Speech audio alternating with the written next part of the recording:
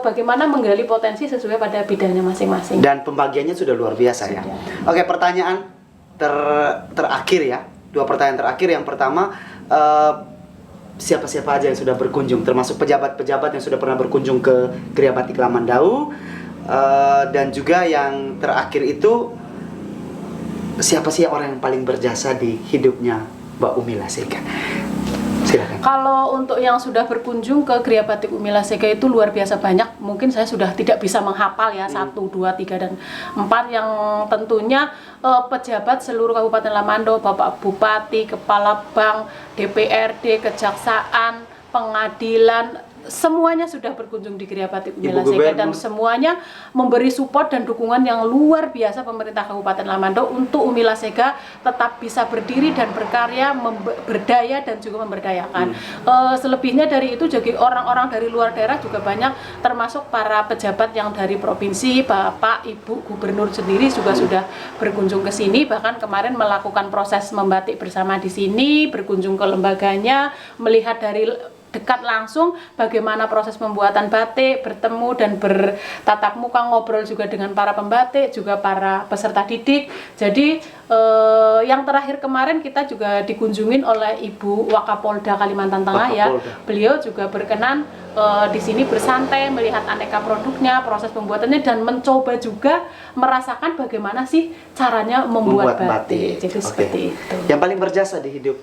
Yang paling berjasa dalam hidup saya tentunya adalah orang tua saya, karena sudah melahirkan, memberi nama, mengarahkan, mendidik saya sampai dari kecil sampai sudah dewasa seperti ini. Saya terus dididik, dibimbing dan didoakan tentunya pasti dengan orang tua saya, kedua orang tua saya, bapak ibu saya yang Kenapa kedua berkaca-kaca, Bu?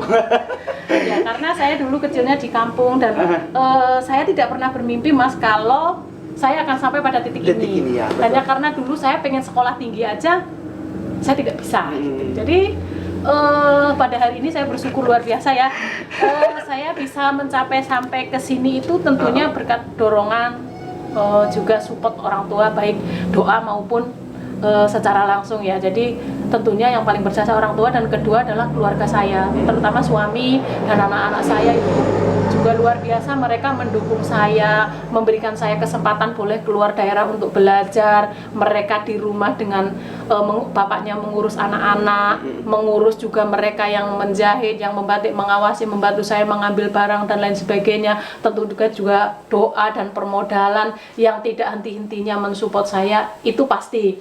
Ya, selain itu juga tetangga kanan kiri, juga pemerintah kabupaten, pemerintah daerah itu juga sangat berjasa pada kami Gria Batik Umi Lasega, karena tanpa mereka, tanpa kontribusi mereka, tanpa kemurahan hati mereka, tidak ada kemajuan dan tidak ada pencapaian yang luar biasa ini yang saya dapatkan, hingga saya bisa mencapai melihat dulu tidak pernah saya bermimpi bahwa yang sekarang katanya lagi ngetren, Mas, Kapadokia, saya sudah pernah dibawa ke sana dengan gratis berkat Gria Batik Umi Lasega dan berkat kompetensi. Luar biasa. Iya. Kata orang ya, di depan pria yang sukses ada wanita yang baik di belakangnya. Tapi di posisinya Mbak Umi Lasega, bahwa di depan Mbak Umi Lasega yang cantik ada suami yang baik di belakangnya. Alhamdulillah. Amin.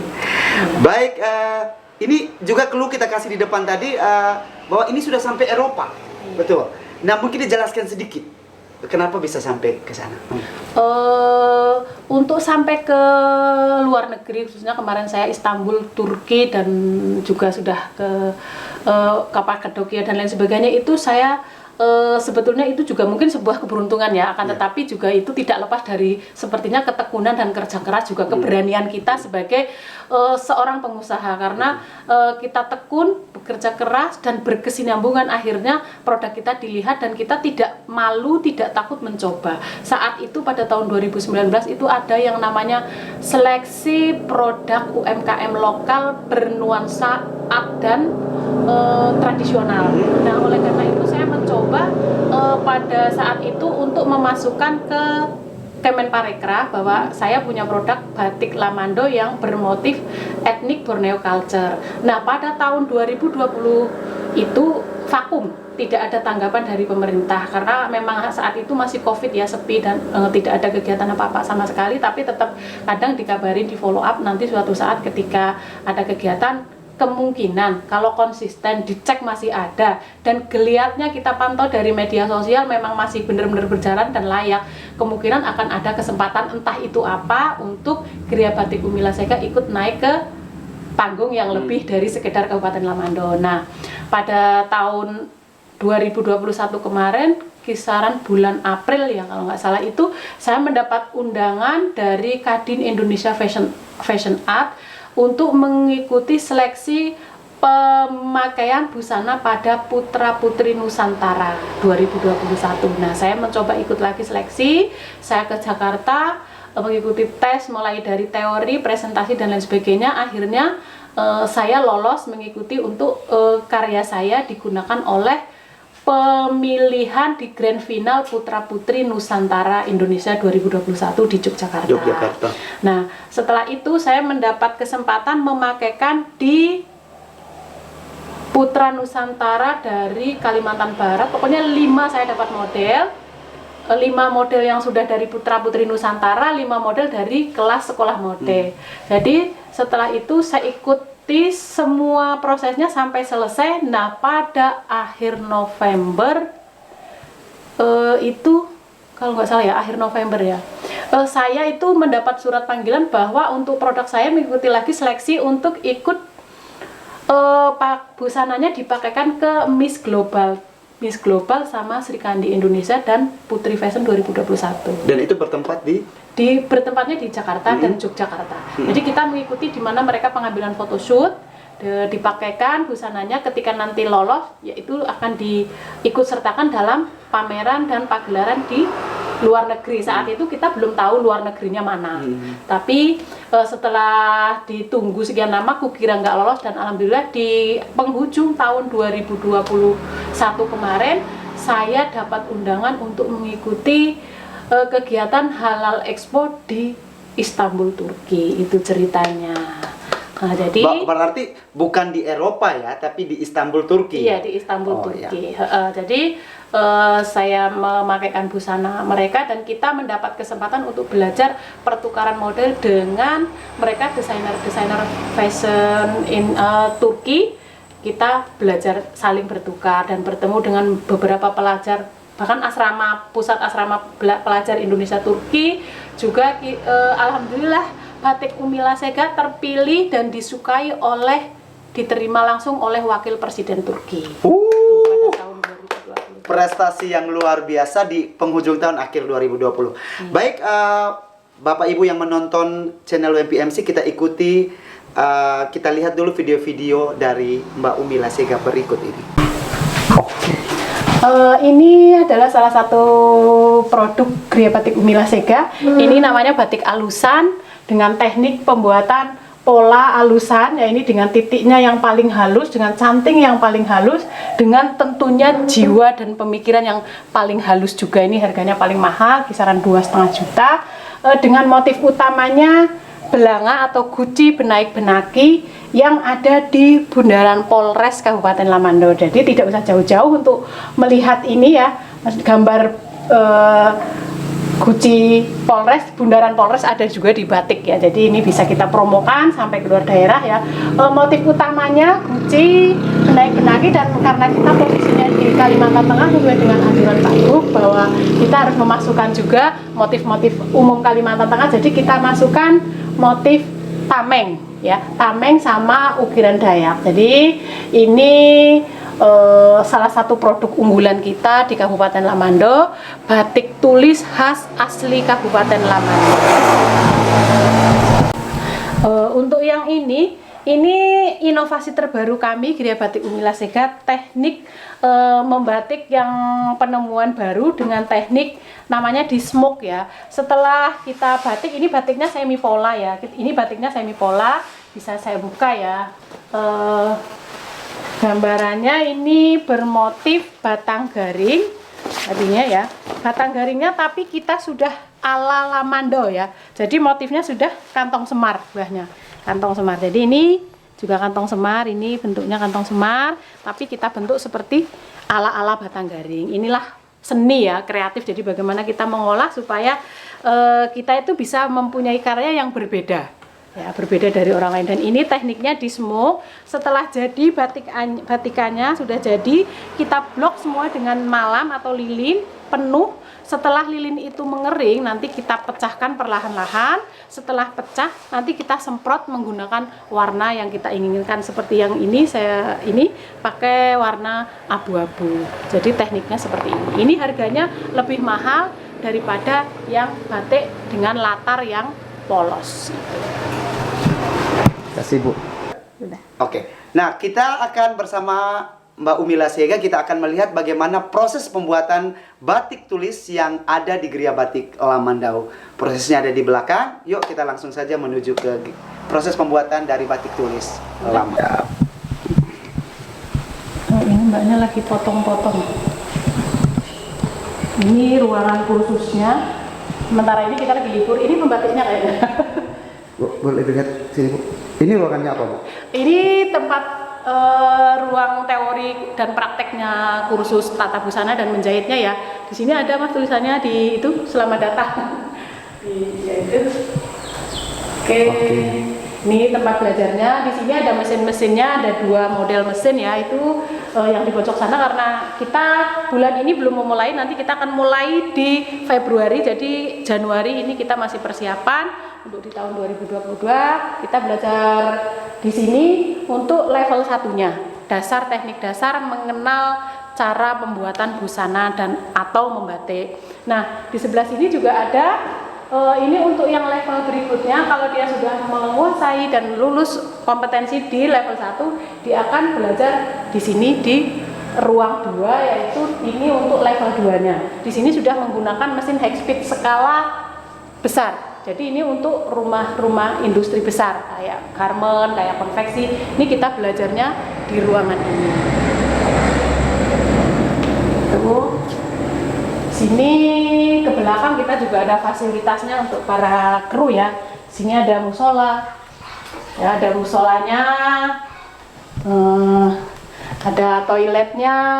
Di sana juga ke atas ada tempat kamar untuk para kru di atas sana. Ya, di sini ada aula dan dapur kecil. Tuh. Nah, kita sudah sampai di rumah produksi di mana kita akan melihat bagaimana proses pembuatan batik tulis yang berlangsung di Gria Batik Lamandau. Dan sudah ada Mbak Umila Siega yang akan menjelaskan beberapa teknik dasar untuk membuat batik tulis. Oke, ini adalah Gria Batik Umila Siega dan pusat produksinya di sini ya. Kita bisa belajar atau memang memesan produknya ya di sini. Jadi bisa dilihat kalau misalnya yang dekat bisa misalnya menengok pesanannya di sini. Ini cara membuat batik tulisnya seperti ini yang sedang Berarti digambar itu, dulu ya? Ya, ini digambar dulu dengan teknik ya seperti biasa, pensil ya digambar dulu. Setelah itu dicanting menggunakan lilin atau malam seperti yang ada di sebelah ini. Ya, jadi seperti ini caranya. Cara membuat batiknya itu teknik awalnya setelah digambar pakai pensil, seperti itu dicanting pakai lilin atau malam itu. Jadi ini apakah bisa dihapus Mbak kalau salah atau gimana? Kalau salah kita bisa ada tekniknya cara dihapusnya. Kita menggunakan logam itu kita celupkan di air mendidih, itu bisa kita hapus gitu. Ini butuh waktu berapa hari, Bu? Mbak butuh waktu berapa hari? Nggak sampai berhari-hari. Nggak sampai berhari-hari. Iya, Karena mereka sudah kompeten Mas, sudah tiap hari mengerjakan ini. Nggak bosan Mbak duduk terus? Enggak, suka sekali. Suka sekali ya? Iya. Terus sampai akhirnya nanti menjadi warna yang sangat indah dengan background seperti yang di sana. seperti yang di sana. Seperti yang di sana. Itu caranya gimana lagi Mbak? Setelah dicanting selesai, ini melalui proses pencoletan, pewarnaan pada motif, itu namanya dicolet ya seperti ini. Jadi bisa dilakukan dengan menguas beberapa titik ya seperti ini, untuk diwarnai sesuai dengan permintaan atau sesuai dengan apa yang ada dalam pemikiran konsep kita. Jadi seperti ini, kita proses pewarnaannya seperti ini. Ini masih pewarnaan colet namanya. Jadi nanti setelah ini kita tutup malam, lalu kita lodro namanya, kita mewarnai keseluruhan warna dasar. Itu menggunakan tinta apa? Ini bukan tinta, ini memang khusus pewarna batik. Pewarna batik Iya, ya. pewarna batik. Kita menggunakan untuk yang itunya kita menggunakan Trimasol. Ini apa tadi proses namanya, Bu? Colet. Colet. Colet ya. Mbak, itu butuh waktu berapa hari untuk 2 meteran ini ya? 2,5 meter ini?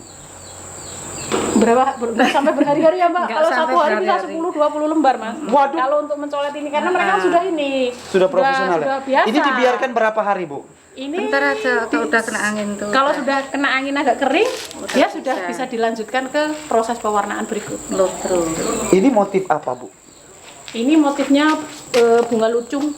Lucung ya. Lucung kalau orang Lamando itu apa? Kalau orang Jawa kan namanya kecombrang ya. Kecombrang, Namanya lucung. Kalau ini kan burung enggang seperti biasa nama itu. Khas Kalimantan Tengah kan.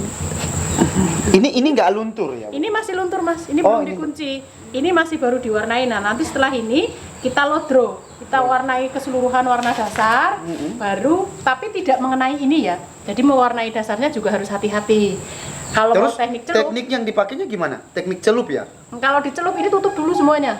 Maksudnya? Ini yang ini ditutup. Ditutup dulu semua warna-warna ini ditutup dulu pakai malam ini. Ditutup dulu. Nah, kalau untuk teknik lodro dia cuman diwarnai yang polos-polosnya ini. Yang polos-polosnya itu diwarnai gitu. Jadi ada beberapa teknik di sini kadang kalau banyak kita celup, kalau sedikit kita cukup oles. Ini perlu diinformasikan juga ya. Ini gambarnya bagus banget dan orang yang membuatnya itu kalau saya mau bilang dia sangat profesional di bidangnya, Mbak. Dia sangat. Oh ya, seperti di sana ya, Mbak. Iya. Ini tekniknya apa lagi, Mbak? Kalau Prosesnya yang apa? itu prosesnya namanya tekniknya pakai canting cap. Kalau itu lebih mudah daripada nulis yang tadi. Kalau yang itu lebih mudah dia. Oh ya, sudah ada ini ya, sudah Iya, ada molnya, sudah ada malnya ya. malnya. Jadi dia lebih mudah kalau yang teknik seperti ini. Tapi kalau yang itu dia teknik seperti yang di depan tadi. Yo. Itu yang susah. Susah ya. Iya. Boleh dicoba, Mbak? Boleh. Boleh dicoba. Boleh. Ini menggunakan sistem apa tadi? Cap. Cap. Iya. Ini capannya Bu Wakapolda kemarin kayaknya ini. Iya. Jadi ini prosesnya agak lebih cepat. Lebih cepat, karena karena dia ya menggunakan stempel ya doang, sudah kan? dia di stempel doang. Pertanyaannya apakah ini bisa luntur apa enggak, Mbak? Ya bisa dibuang ini, tapi kan harus diwarnai dulu. Setelah diwarnai dikunci baru ini kan nanti terbuang semuanya, Mas. Jadi yang tinggal itu hanya motif yang diinginkan. Tapi malam ini kan hanya sebagai pembatas supaya gambar itu muncul. Oh, luar biasa. Kita akan melihat proses di mana kita akan menggunakan sistem cap ya. Sistem cap. Masih itu ya, Mbak. Masih belum panas ya? Ntar lagi. Ya. Luar biasa ya, Mbak Umi. Dan Tiap hari kita di sini mengolah rasa, mengolah pikir ya, mengolah raga juga supaya bisa melahirkan aneka karya, tidak monoton itu aja yang kita buat, akan tetapi bagaimana caranya supaya apa yang kita lihat di lingkungan itu bisa kita transfer ke sebuah kain dan bisa menjadi sebuah karya yang membuat orang melihatnya itu merasa senang ya, maksudnya gitu. Betul yang ditutup di sini kan inovasi ya, Iya, inovasi ya, betul. Bu. Inovasi karena tidak semuanya orang menginginkan model yang sama. Betul, malah Pasti semakin banyak orang yang datang, semakin banyak model yang Model yang diinginkan. Karena rata-rata orang itu tidak mau kecuali dia mau bikin seragam. Betul. Itu sama, tapi kalau orang mau bikin untuk sendiri, dia pasti maunya yang beda. dan hasilnya langsung terlihat ya, Bu. Iya. Dan hasilnya langsung terlihat. Kita lihat di sini. Nah, prosesnya seperti ini ya, Bu. Iya. Dan dilekatkan. Ya, pelan-pelan dan tidak boleh lama. Tidak boleh lama ya. Iya. Dan hasilnya langsung kelihatan ya. Hasilnya langsung kelihatan. Dan luar biasa ya. Dan kalau kita mau lihat hasil dari batik, pembuatan batik tulis ini adalah ini ya, Bu. Iya. Hasilnya. Ini yang baru kering. Mm-mm. Ini sudah dikunci, yang sudah seperti itu tadi di lodro namanya. Habis itu dikunci. Setelah dikunci, ini sudah direbus, sudah dilorot namanya ya. Ini malam-malam yang seperti ini nih. Ini sudah dilepas, jadi muncullah ini yang Oh ya, tertutup munculnya malam ini ya? tadi. Ah, ah. Ya, ini kan malam. Oh, Nah, gitu-gitu, ini sudah paham. dilepas. Ini akhirnya ini sudah siap diproduk, jadi baju. Jadi ini nggak akan bakal luntur lagi ya, Bu, Tidak, karena sudah dikunci. karena ini sudah dikunci. Luar biasa. Yang ini yang disebut yang batik tulis tadi. Iya. Kalau yang ini namanya putik, perpaduan antara jumput dan batik. Jumput Ini dan dua batik. teknik kita jadikan satu. Dan ini pasti lebih mahal. Iya, karena Betul. dia melalui beberapa proses. Luar biasa ya. Dan kita perlu informasikan juga bahwa untuk mendapatkan hasil batik yang baik itu melalui proses yang panjang tentunya ya. Pastinya. Proses yang panjang. Jadi untuk membuat batik tulis itu butuh berapa hari? Kalau untuk membuat batik tulis untuk kalau kita kan tidak bisa dalam satu lembar itu satu hari finish ya, karena kita melalui beberapa tahap. Tapi kalau untuk dalam waktu 1 minggu misalnya kita bisa untuk tulisnya bisa 15 sampai 20 lembar. 15 sampai 20 lembar. Untuk tulisnya, kalau capnya bisa 20 sampai 50. Oke.